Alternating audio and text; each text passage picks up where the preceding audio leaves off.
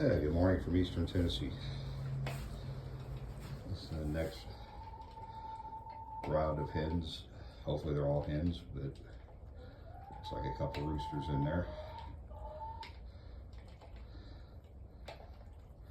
Had to pull the mama hen off because she's being mean. I hear her, I just don't see her.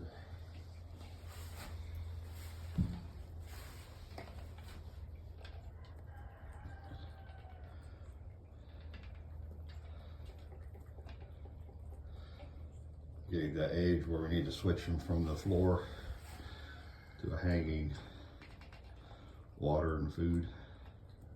That way they don't get knocked over. That's why they knocked it over and it spilled out, so now they're thirsty in the morning.